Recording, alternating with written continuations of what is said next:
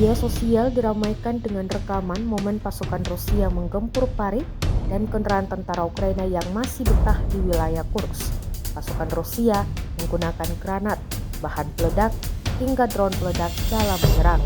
Rekamannya diunggah di Telegram pada Rabu 5 Februari 2025.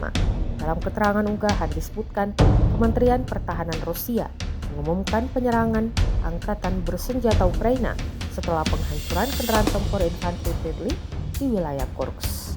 Rekamannya pun kini telah menuai berbagai komentar dari warganet.